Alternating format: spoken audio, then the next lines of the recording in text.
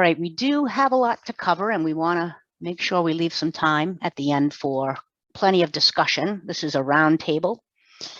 In fact, this is the 22nd Northeast Digestion Roundtable. We hold these quarterly, talk about anaerobic digestion, operations improvements, all things AD.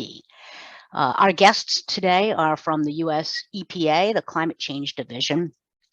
And I'm going to introduce you, and then we're going to do a couple of quick polls, which we don't usually do, but it'll be helpful to find out where people are coming from, and it'll help inform the presentation. So first up is Nick Elger. You can turn on his camera, and you can see him there. He's the program manager for EPA's AgStar program. He is also the co-chair for the Global Methane Initiative, the Biogas Subcommittee. And in his work in AgStar, Nick works with the U.S. livestock industry, state and federal agencies, and the biogas industry stakeholders to advance deployment of these systems. In supporting the Global Methane Initiative, he helps advance AD of organic feedstocks globally for methane mitigation and energy production. He's a graduate of the University of Minnesota with a BS in Environmental Sciences, Policy and Management, and an MBA candidate at George Washington University there in DC. And we are also very glad to be joined by Thomas Frankowitz. He is the lead for EPA's International Biogas Program. He coordinates all the technical assistance for biogas at the Global Methane Initiative and is the technical coordinator for renewable natural gas for EPA's domestic climate partnerships. Tom has a very interesting background. He's worked at the national and municipal level all across the globe in China, India, Indonesia, Mexico, as well as South America, West Africa, and Eastern Europe. He's been helping them tackle these challenges arising from inadequate waste management, such as food waste and marine litter. Before EPA, he worked for over a decade in the field of air quality, working for state and regional associations, including the Ozone Transport Commission and the Indiana Department of Environmental Protection. He has a BS in Public Affairs and Environmental Management from Indiana University's School of Public and Environmental Affairs, and he has an MBA from George Washington University. And I'm very excited to have these two present for you today. And as usual, this is a pretty informal roundtable, but I'm going to ask you to stay on mute till the end. If you have questions that occur to you, you can use the Q&A or the chat functions or raise your hand. That would be fine as well. So at this time, to help these guys out, I'm going to launch a couple of polls. And bear with me, this is the first time I'm trying this. So here is a first poll, just really quick. Want to know who our audience is here today.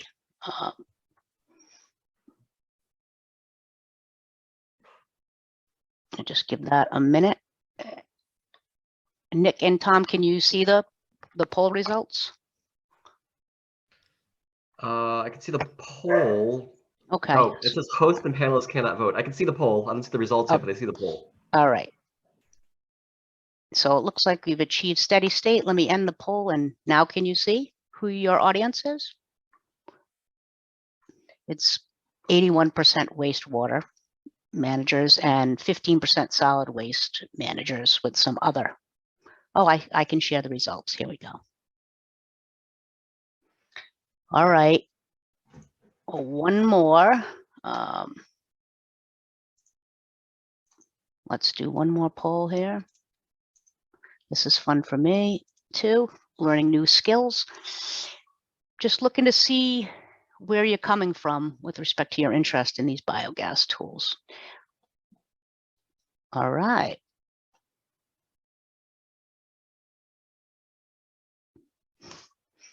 All right, I'm going to share these in a minute here. You guys will be excited to see this.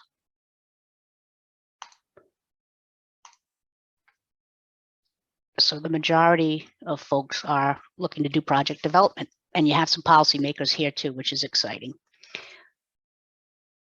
And with that, I will have Nick, I guess, kick it off. Oh, Janine, I didn't see the results for the last one. Would it be possible to I, put those let me back find up for a out. second? There we go. Okay. Okay, nice. Mostly project development. Yeah, and some Little policy both. making. Yeah. Okay. All right.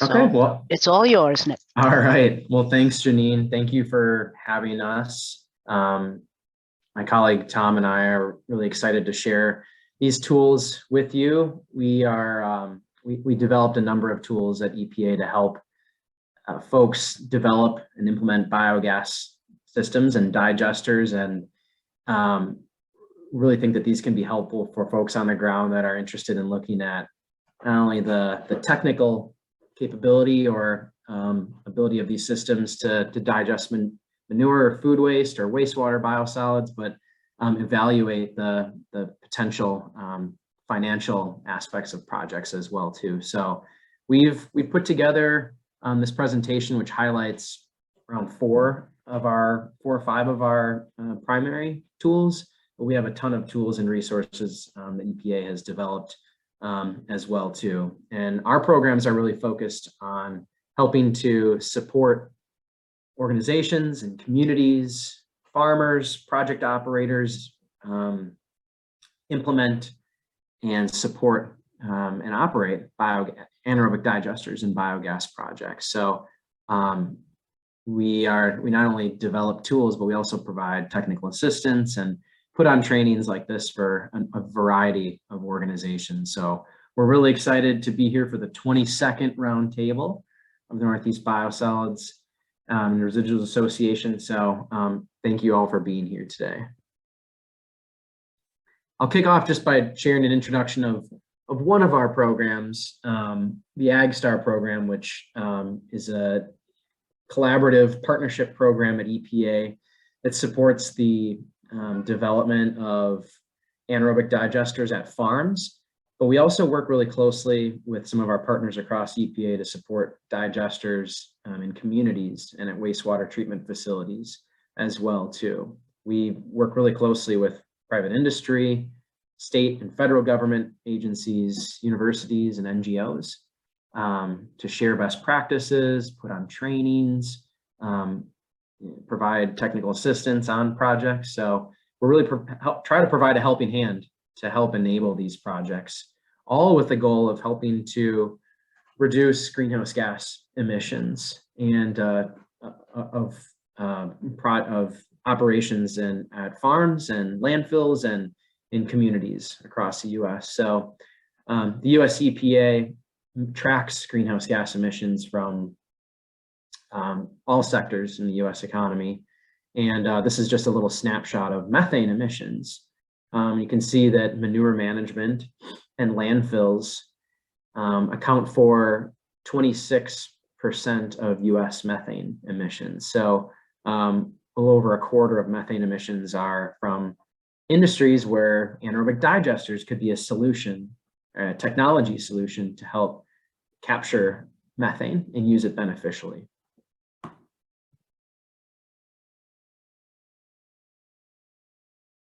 So a few of the tools that we'll talk about today can be found in EPA's biogas toolkit. We created this toolkit a few years ago, and there's over 38 tools, not just tools, but resources, guidance, checklists, and information to help really provide a roadmap for planning and implementing biogas projects, and can help quantify both the economic and environmental impacts of anaerobic digesters.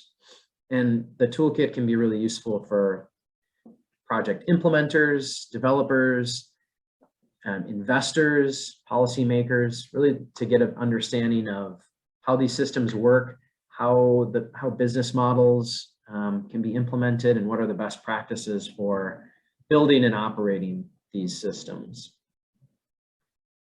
The great thing about the toolkit is it's searchable. You can see there's both a guided search if you're not sure what you're looking for, or if you are a little bit more sure what you're looking for, there's different boxes you can check to help you hone in on tools that might be most useful for you where you are in your process of exploring an anaerobic digester or developing one. So whether you're just getting started and are trying to see if this is a good fit for your wastewater facility or your community, or if you're further along in, pre-feasibility or feasibility stage, some best practices and tools in that step, or if you're developing the project and construction or operating it, resources for all stages of the life cycle of a project.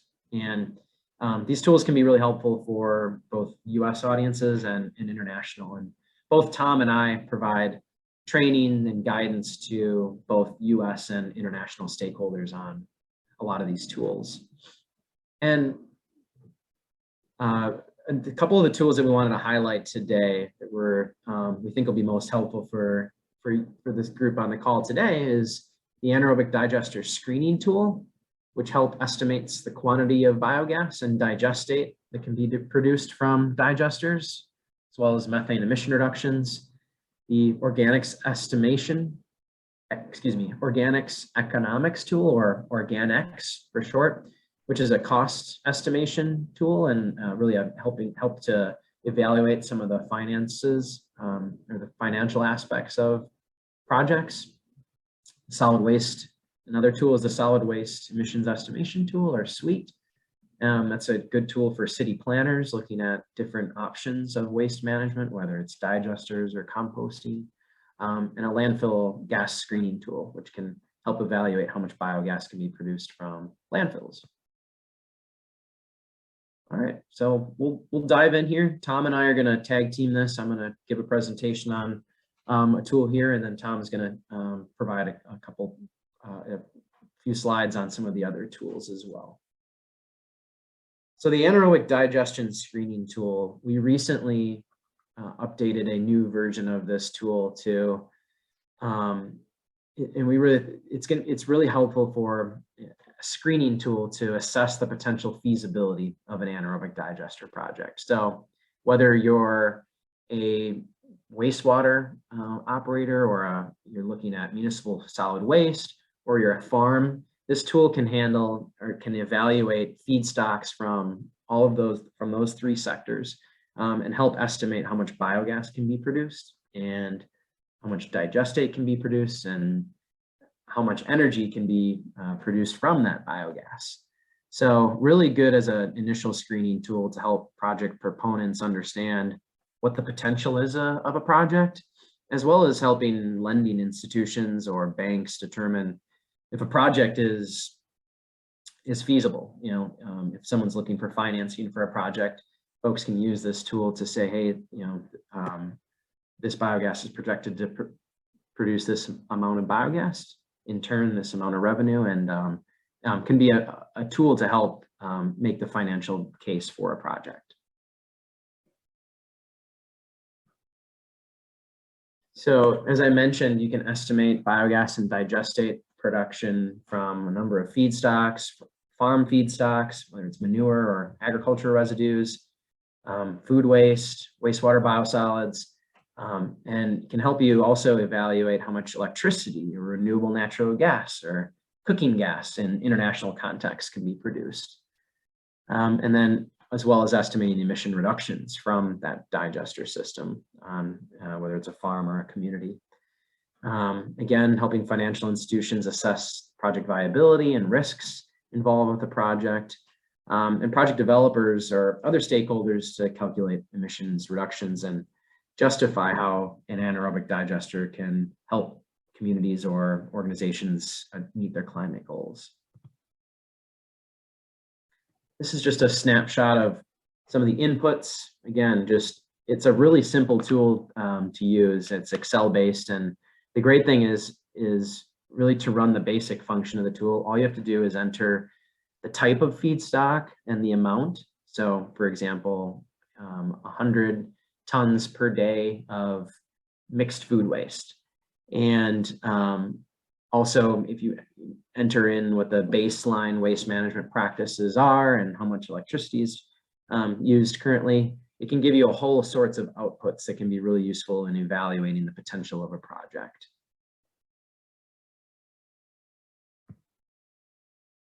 Now I'm going to turn it over to my colleague Tom to give an overview of the organics and other tools.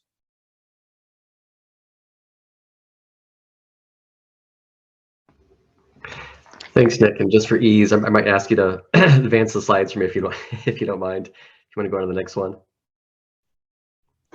Great, thank you. All right, so organics, which kind of the name implies, is a kind of organic feedstock assessment tool. The most recent version, which we just launched about a month ago now, is broken into 2 modules, a composting module and an anaerobic digestion module. Originally we had it combined as one, but most folks going into this have a pretty good idea of whether or not they want to do a composting or anaerobic digestion project. It's an Excel-based tool, and you'll kind of notice a trend here that most of our tools, especially for international audience, are Excel-based, and there's certainly kind of other programming options out there, apps and web-based tools, but what we've found is both for ease of maintenance and also transparency, ability to go in and see kind of what the assumptions are, what the calculations are. Excel still works best for this purpose. So as I mentioned, it's a economics assessment tool looking at basic project feasibility, and really has a wide array of audiences. We're finding that this is something that both project developers can use, facility managers to evaluate options for their feedstocks, or even from a policy level, municipal and state officials able to kind of assess, kind of a wide array of feedstocks they're aware of in their jurisdiction for potential end use options. Next slide.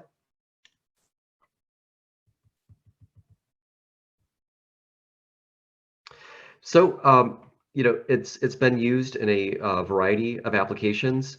And I apologize. Some of these or a lot of these examples might be for international. Some of these tools, like organics and Suite that I'll be talking about next, were initially developed for an international audience, but we found really a wide interest in the U.S. as well. And frankly, all these tools were based off of U.S. emission factors, U.S. data. So it's been a pretty easy adjustment to bring it back to a U.S. audience. So some of these applications have been used, in different cities to evaluate feasibility of composting projects, feasibility of anaerobic digestion. It allows you to look at, there's a lot of assumptions built in, but also a lot of flexibility to make adjustments. So it can allow you to make adjustments based on, existing tipping fees or other, gate fees or feedstock fees that you might need to put into place to make a project economical. It allows you to look at different project financing options, as well as the outputs provided are kind of basic financial feasibility screens. From using the internal rate of return, you could look at simple payback or net present value. Next slide. And you'll see a couple slides in this format for the different tools. This is, kind of the, I guess, critical inputs and outputs that are needed. All of these really allow for a lot of customization, but what makes them, I think, the most user-friendly and maybe the most useful is that you can operate them with very basic data inputs, and that's kind of what we include here. So with some basic information on the type of facility you have, and your waste inputs, which is essentially the amount and type of feedstock you have, and then some really basic economic inputs in terms of some of the existing costs that you're working with, like tipping fee or disposal costs. With that information, you could run the model and get some basic outputs. You could get the CapEx, the operation cost, and then also what the revenue would be from your outputs, from the sale of the digestate, from the sale of the biogas, either directly or your energy commodity, like in the case of an electricity generation project. We've used these in a variety of cities already, and our experience has been that it's helpful both in terms of just doing a screen for feasibility to see if it's even worth pursuing a project, or even in the project development stage to run different scenarios to get a better sense of what your fees might be. We recently worked with a city in Serbia, actually, where they were already building the composting facility, and we worked with their city council to take a look at adjusting their tipping fee and also changing their structure a little bit for sale of composting and what costs they could charge in order to make their project economical. So it really provides a feedback loop for project development and design. Next slide.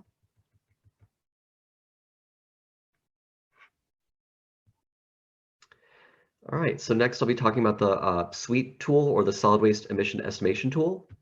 Next. All right, so this is really quite a robust tool. It's based largely on a number of other US models, a lot of our experience with the landfill methane outreach program. That it sounds like we've got some solid waste folks on the line, so you might be familiar with that program already. But it's based on landfill gas models developed by the US and also some air quality models. Again, this is an Excel-based tool, and this allows you to first develop a baseline for current greenhouse gas and air quality emissions in your city based on current waste treatment, and then also to evaluate a number of alternative treatment scenarios depending on projects that you may be pursuing. It's been adopted pretty widely already. This is something we developed for the US support of the Climate and Clean Air Coalition.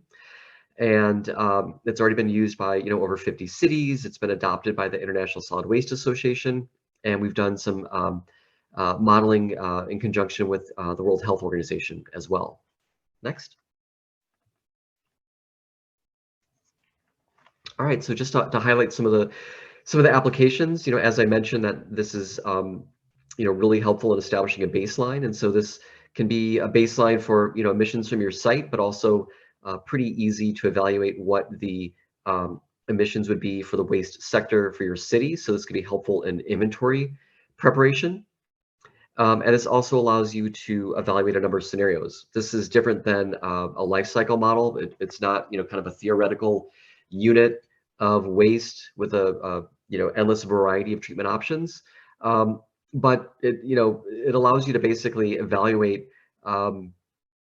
very practical options. So if you have a landfill and are considering landfill gas collection, or have a landfill and are considering diverting a certain amount of that waste for composting or anaerobic digestion, you can evaluate those scenarios. For any modeling run, you can evaluate 3 alternative scenarios. So for most cases, those are the number of choices that a city is going to have more immediately available. You're not going to need to model kind of an endless variety of scenarios. This is also helpful, something frankly we didn't plan on doing, but because this looks at methane, black carbon or particulate emissions, as well as volatile organic compounds, the outputs for air pollutant emissions can easily be taken and evaluated in a air quality or public health model to look at what the public health impacts would be. So we worked with the World Health Organization, made some slight tweaks to our outputs so that they could basically copy and paste our output file into their model to look at what the public health impact would be from different waste management choices. So we're finding that this tool, because it is relatively easy to use, it's being adapted and used by other folks for things that we hadn't envisioned, and we're happy to keep supporting those applications. Next. All right, so again, the inputs for this are pretty basic. There's a lot of adapting that you could do, which is something that we find end users are doing on their own, and we've also been supporting folks to make different tweaks to the model. But the inputs you need are really basic. You basically need to know what type of existing facility you have, and the amount of waste that you have. The choices are pretty basic. Open unmanaged dump site, or sanitary landfill in the US. The starting point is going to be sanitary landfill. But from there, you could look at either your waste in place and extrapolate that to what your annual acceptance rate might be. Or if you know your annual acceptance rate, you could figure out, actually that is, you could figure out what your waste in place is. So you basically need 2 data inputs to at least model what your landfill emissions are going to be. And from there, you could add, if you have fleet information, either your on-site fleet, your compactor, on-site maintenance trucks, or if you know the fleet for your whole collection vehicles, if you know the type of vehicle or the average emissions factor, you could actually assess the greenhouse gas and particulate matter emissions for for your whole waste management system for your city. Yeah, and from there, you are able to assess your carbon dioxide equivalent, your methane emissions and black carbon emissions specifically, as well as sulfur dioxides and particulate matter. And particulate matter is really the one that has kind of the most direct public health impact in terms of air quality. Next. All right, the landfill gas screening tool is not as robust as the anaerobic digestion screening tool, but we kind of modeled this based on that approach, and we've found that it's been pretty helpful. This is based off of the LFG cost and LandGEM tools used by our landfill methane outreach program, but it's kind of rolled up into one and is more of a screening tool and doesn't take, frankly, it's not as difficult to run. It's something that we designed for people to run on their own rather than having a consultant do it or approaching our program. This basically allows you, based on waste in place and waste acceptance rate, to see how much landfill gas you'll be generating and estimate, whether an electricity or energy project is feasible. And also it has, a couple different categories of sizing and type of equipment. So, the size of an internal combustion engine for an electricity project, or whether a microturbine would be more practical. And also, the amount of biogas that would be generated that could be used as is for thermal and electrical application, or cleaned up further for RNG application. You could, if you want to skip over to the next slide, we'll go ahead and cover the inputs really quickly. Yeah, and similarly to Suite, if you know basically the amount of waste in place, the annual acceptance rate, and then the closing year, if it's closed already, or the estimated closing year to know what the life of your site is. From there, you could really assess if a landfill gas project is feasible. So it's a relatively simple tool, but really quite helpful. Okay, and next, I apologize, I'm not as familiar with this tool. My colleague, Monica Shimamura, who's our wastewater lead, provided this to me, so I can't really speak at length about it. It sounds like we've got a lot of wastewater officials on this call, so I'm always happy to hand you off to my colleague. But I'm glad I included this one slide nonetheless. The BioWatt tool is something our Global Methane Initiative program developed in partnership with the World Bank. This is a more expansive tool that they developed, but we worked with them to develop the energy evaluation module. And similar to, say, the AD screening or landfill gas screening tool, this allows you to look at the type of facility you have, the type of the size and type of wastewater treatment technology that's used, and from there estimate if biogas production is feasible, if you are interested in installing anaerobic digestion, or if you have anaerobic digesters on site already, the feasibility of doing an energy project. And from there, there's a number of options for sale of electricity to also on-site use of thermal and electricity. And as any of you wastewater folks know, different than, say, a farm or especially a landfill, which has little to no thermal demand on site. Wastewater treatment facilities have massive electricity and thermal demands, and so these projects, the economics are really a function not so much of the sale of the commodity, but the avoided expenses from not having to purchase additional natural gas or purchasing electricity for on-site use. So this is a really useful tool. It's not something that not something we've really promoted widely in the U.S., but this is based on U.S. assumptions and is really kind of universally applicable, and something that we also support through our Global Methane Initiative. So happy to support folks interested in learning more about the tool or running the tool for their site. And with that, I'll hand it back off to Nick to give some examples of some of these tools used in conjunction to evaluate project feasibility. Thanks, Tom. I'll take us through the end here. So the great thing about these tools is we've tried to, the 4 tools that we've shared today is we've developed them in such a way that they can be used in conjunction. So for example, the anaerobic digestion, if you're doing a pre-feasibility study of an anaerobic digester, using the AD screening tool and Organics in conjunction is a really good opportunity for you. So in this hypothetical example, and you can put yourself in the shoes of the lead character in this story, but for this example, we have a farmer, but the same could go for a wastewater facility or you know, a municipality that's looking to maybe develop a digester. But in this situation, the challenge is that a farmer in a rural community would like to build an anaerobic digester system to manage cow manure and potentially food waste to produce energy. That's a question that or a situation that we hear about a lot. Folks interested in looking at a digester as a potential solution. So how you could use the tools is if you estimate or if you have an understanding of the available feedstock, manure or food waste that can be used for a digester. You can also estimate how much biogas, excuse me, if you have available livestock manure and food waste from a local food producer, you could potentially use the biogas from the AD system to heat barns and produce electricity. So in this example, you could use the AD screening tool. You could plug in the available feedstocks that you have to estimate how much biogas and digestate could be produced. And then the great thing about the AD screening tool is there's an output table of some of the information that can be entered right into the Organics tool. So you can plug those outputs into Organics to determine the financial feasibility of that digester project. So this is a snapshot of the AD screening tool. Oops, forwarded. So in the AD screening tool, you put in the cow manure and food waste. And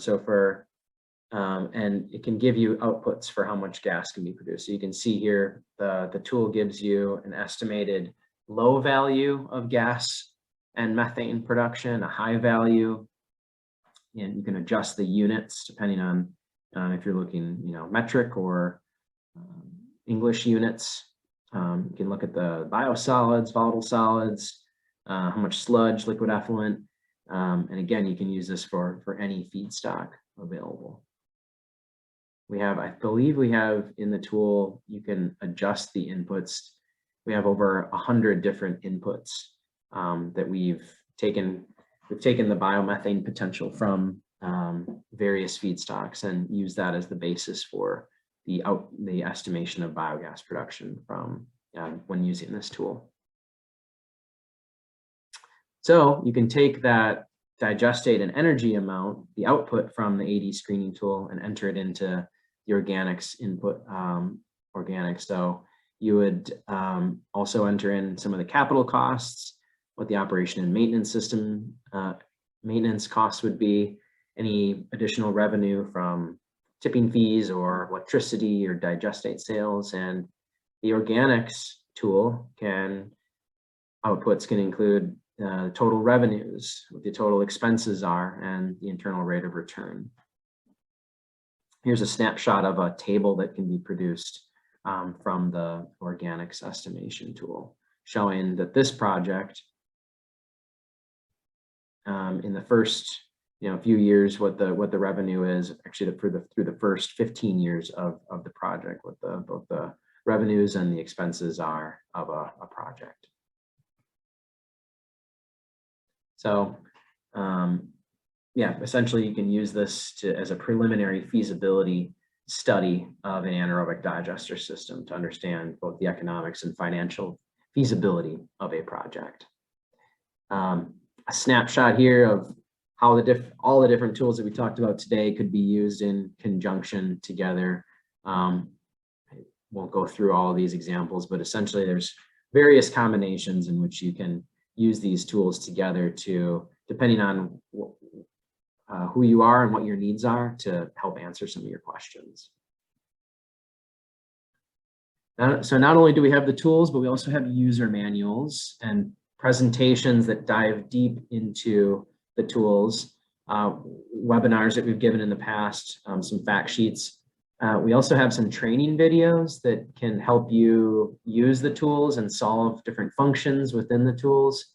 If we have some time at the end, I can share a short 1.5 minute training video that we developed for the anaerobic digester screening tool that can show you how to enter inputs and look for the outputs in it. And so I'll just keep going, but if we have some time, I'd love to share that with you. So examples of the way EPA is helping to implement these tools. So we're AgStar program, the program that I help manage. We're looking to train dairy cooperatives and farmers on some of these tools to help support farmers analyze the potential for digester systems. Our landfill methane outreach program is looking to help communities divert organics from landfills to either existing digesters, potentially at wastewater facilities or new facilities. So evaluating those. And internationally, Tom and I do a number of trainings and technical assistance to communities and international governments to evaluate different waste potentials. And our programs are really looking to help organizations across the US evaluate the potential for anaerobic digesters. So while the presentation today was a very high level sort of snapshot of these tools, encourage you to take a look at the website to dive into the tools a little bit more, and would love to hear from you now if you're interested in a deeper dive or have any other questions for us. Yeah, great. Thanks, Nick. Yeah, we do have some questions. I don't know if you can see them. I'm going to stop sharing your screen so that we can see them. And let's get these questions out there. Looks like somebody already answered a few. It would be worth going through them again. But let's go with the open ones. Do the tools account for existing and prospective use of household in sink disposers, so garbage disposals and commercial or institutional disposers? Yeah, so I think that question is getting maybe at, Kendall, maybe correct me if I'm wrong, but kind of at the feedstocks for these tools. So we've set these tools up in such a way that you can adjust the feedstock for any of them depending on what source you have. So whether it's animal manure or waste, food waste, or very specific food waste categories, or wastewater categories, we have over 100 different feedstock choices. So I think to your point about incorporating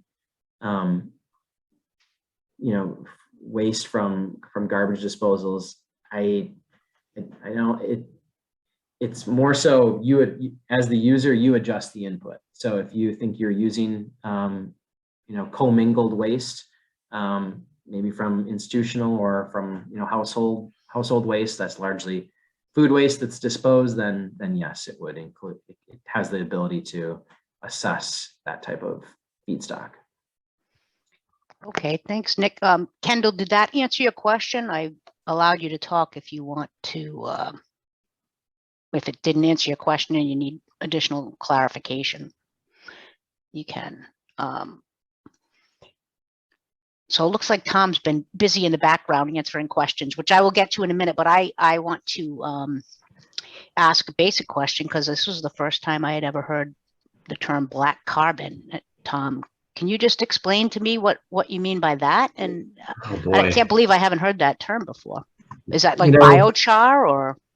No, it's and I'm going to struggle to explain it myself. I feel like it's more complicated than it should be, but it's basically and I'm sorry, I didn't know if these are questions for the end or not, so I was trying to answer them along the way. But no, that's good. We're gonna say them out loud again, but yeah, black carbon's elemental carbon. It's pretty related to particulate matter. Particulate matter could be I guess black carbon is like a specific fraction of emissions from combustion of fossil fuels, where particulate matter can be kind of a whole host of things. And the reason why it's of concern is it's not a greenhouse gas, but basically when emissions from especially coal or incineration of other things from incomplete combustion, basically when it lands on snow. So when it covers the ice cap in polar regions, it absorbs sunlight and contributes to global warming. It's short-lived. It's basically as long as it's on the surface absorbing sunlight. It's not. I mean, it's a little obscure and frankly, you wouldn't hear about as much here, but it's a big problem. In kind of all the northern climates, northern Canada, northern Russia, the Scandinavian countries, because it does actually have like a pretty significant impact on global warming. Huh. I learned something new today. Yeah. Thanks. No, thanks, Tom. So another question was, what is the relationship between sweet and warm? I'm familiar with warm as well for landfill projections. Can you just answer that one? Yeah, I'm happy to elaborate on that. I think they're complementary. I mean, I'm not one of those people who likes to argue over models. I don't have a vested interest in it. Warm is a really good model. And with really good models, you have trade-offs. So to get really good results, you need really good inputs. I think most US cities are probably going to have all the inputs necessary to run warm. And so this is why Sweet was developed initially for an international audience, because most of those cities don't have all those inputs. At the same time, they're, in terms of like how warm and Sweet work differently, warm is a life cycle model. It looks at, kind of the system impact when you make different choices, the system impact in terms of emissions and how it functions for like a theoretical unit of waste. Where Sweet, basically it's project focused or emissions focused. So it based on your existing waste treatment, it estimates your potential emissions that are being generated for your baseline. And if you want to do landfill gas control or divert 20% organics, it allows you to model 3 different potential options from your baseline, which the baseline is almost always going to be landfilling. So it's not kind of like a theoretical evaluation of the system, but it's like, I'm doing this now and I'm thinking about maybe composting, or maybe just increasing the number of wells at my landfill to increase landfill gas collection. It allows you to evaluate the emissions impact. And then from there, you could run that in organics to look at the cost. So it's very project focused. So for a waste director for a city, if they're thinking about investing some money in one type of project, they could just run the numbers for that project. So it's project focused to help you evaluate the emissions and economics of a project. And I think it's useful in a more narrow capacity, or in a situation where you don't have all the data and just want a rough estimate of what your emissions are going to be. So they're different models for different uses. It's not a difference of which one's better. But if you're using Warm already, you're probably in pretty good shape because you have enough data to run it. And that's probably true. That was one of our members from New York City, far ahead of us, the rest of us. But right. Yeah, there were a couple of questions about the organics tool, and the first one was, are the social costs of methane included or planned to be included in that model? And does it the tool let you account for potential revenue from LCFS credits or biogas sales? Yeah, well, the first one for social cost of carbon, neither one of those is currently included. I don't anticipate social cost of carbon being included, because that's really looking at kind of the broader, economic or societal impact of waste management choices, and that's just not what organics is. Very project focused. It's a project financial feasibility assessment, and that would just be really kind of like a macro to micro level that the tool just wouldn't be used for. Okay. But for LCFS or any other like direct revenue stream, I think it's not in there, but it's a great suggestion and would be very easy to add. We've already gone back and tweaked it to include, initially when we did this, we just looked at the sale of, your commodity, your digestate, your composting, or of an electricity project. We forgot to include if you just wanted to sell or use the biogas directly. So it's really just one more line of input. It would be easy to add LCFS, and frankly, what I could see doing is just adding like something for a carbon credit. So depending on where you were and whether you wanted to use, RINs or LCFS, or if you're in Canada and want to use their kind of local provincial system, just to plug in that number, and that extra revenue is going to impact your project financing or your project economics. So it's not in there, but it's a great suggestion, and that's something we could easily do. All right, good. Glad some of our members can add to the discussion. Here's another question. For the feedstock biogas yield estimate, what biogas yield parameters, what are they based on? Theoretical data or derived from actual full-scale AD facility operational data? Good question. I can take that for the AD screening tool. So a combination of both. We started the tool with a theoretical data and information on biogas production potential from the literature, and from the latest estimations that are used with IPCC and other global organizations that have information on how much biogas can be produced from the different feedstocks. So we started with that with the tool, but we have data from projects in the United States and internationally. So we calibrated the tool based on actual real project data. The US EPA had done a data collection from farms in the US. So we had data from actual anaerobic, over 100 anaerobic digesters that were digesting manure and food waste. And we calibrated the toolkit based on the real biogas production amount from those facilities as well too. So the wastewater, maybe Tom can speak about this, but I do not think we did real calibrations with wastewater facilities. So it is mostly based on theoretical, or what most commonly found in the literature. But the good thing about the tool is that we have a range of biogas. So we have a low estimate, which is, I guess you could say, more of a conservative estimate for how much biogas can be produced, a high estimate, and then what we list out what the theoretical maximum is too. So we include kind of a range of biogas production to help give you a sense for how much biogas could be produced from the feedstock that you have. And I think that's helpful to, this tool is meant to be a pre-screening tool to give you a sense, better than a back of the envelope estimate, but not quite a full feasibility. So it's a really good starting point to give you a strong sense for how much biogas can be produced from a proposed project. All right. There was a question too about, again, the link to find those tools, Nick, which you answered. Do you mind posting that in the chat though? And yeah, let me we'll do include it when we follow up with folks. Perfect. Because I don't think we have any more questions. Oh, hang on, what's this in the? Here's a quick question. Did you use the ASAB manure estimates? Off the top of my head, I don't know exactly the source that we use from them, but all of these tools have, they're open source. All of the sources for the estimates are available within the tool, so you can see exactly where the information was derived from. Okay.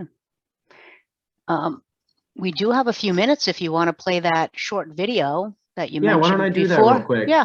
This will just give folks a sense for, I mentioned that we are planning to develop some trainings and offer assistance on these tools as well too. So we're planning on developing a series of training videos to help folks learn how to use these tools. So let me pull that up real quick. Yeah, that's great. You guys are doing some really good work here. Apologize. I didn't realize AgStar dates all the way back to 1994. I assume you weren't there at the time, Nick, but No, I wasn't there. But yeah, we began a partnership with USDA and DOE. So here, this video isn't live yet, but will be posted on our website in a few ooh, weeks. get the So, preview. Yep, here you go. And let me know, can you hear the sound? No, Oh, is there a sound now? no. It has something to do with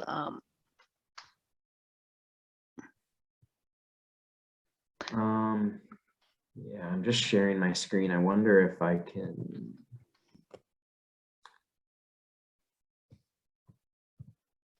It's just a YouTube video.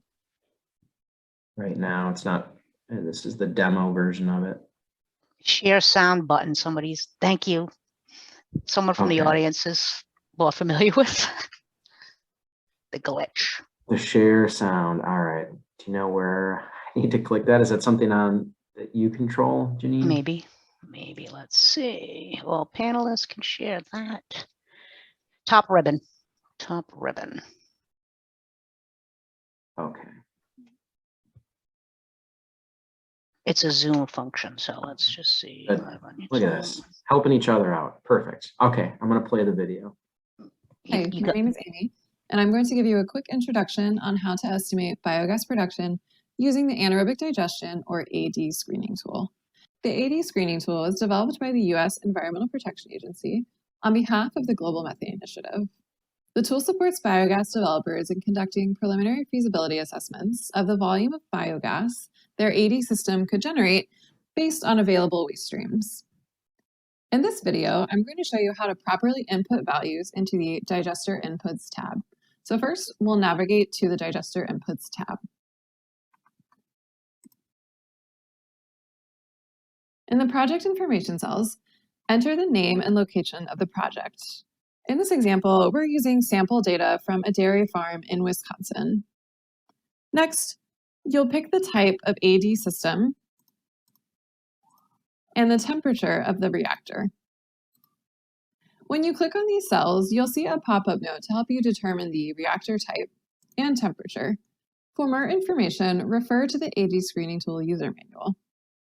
Next, we'll select if the project has dewatering equipment. Moving down to the feedstock list, you'll see there are two choices of feedstocks, general or specific. Specific includes a longer list of very specific feedstocks, including individual food types. In this example, we are using general feedstock types. We've selected lactating cow, entered a feedstock total, and selected units from a drop-down list. To the right of the feedstock input tables, you'll see the assumptions for your feedstocks. The default assumptions in the yellow cells can be edited if you have additional information on the feedstock type. This helps make the predictions of the tool more accurate. You can always reset a feedstock after an edit by clicking the reset buttons at the bottom of the table. Once all the feedstocks have been entered, navigate over to the Annual Summary tab. On this tab, high and low biogas generation values are estimated. In this example, the annual biogas production ranges between 1.4 and 2.6 million cubic meters per year. That's it for now. For more information using the AD screening tool, refer to the user manual available at gmi.org. For further assistance, please email biogastoolkit@epa.gov. That was great, and we saw the output that you already showed us, a similar output from that tool. Exactly. So thanks for Yeah. walking us through that. Yeah, you're welcome. Yeah, that should be posted live. So we want to do a few of those for each of the tools to show you how to do specific functions within them and kind of be a helpful training guidance for folks that use the tools. It's almost like a video user guide. We Right. appreciate that. Different people learn differently. Here's Here's another question that popped up. Can the tool estimate how much power the AD system will use, or just mass balance estimate? I'd have to take a look at the tool. I know that it's built in, there's some built-in assumptions for how much energy is needed to heat the digester. So I believe that is accounted for in the system as well too, as well as how much energy can be produced if you generate electricity or renewable natural gas. So I believe the tool has that function, but yep, yeah, that's used in the CI score generation. Yeah, I'm almost certain it's included in that. But as you use the tool, that there's a link with questions, and we're always looking to refine and improve the tool. So if Shannon or anybody comes across something with the tool that is either a mistake or could be enhanced, please send us a note, and we'd love to help make some of those enhancements. Well, I will plan to include your emails with the follow-up, and yeah, hopefully people can just get in there and start playing around with them. Awesome. All right. Well, thank you two so much, really, for all your work on this and for spending an hour here talking to our members. I'm still looking for some future topic session ideas. So if anyone has them, please email me. But that's it for our 22nd Northeast Digestion Roundtable. And I really appreciate EPA folks coming out today. And thanks to everyone who attended. I'll see you in 3 months. Thanks, It's been a Janine. pleasure, Thanks, Janine. everyone. Thank you. Thanks, you guys.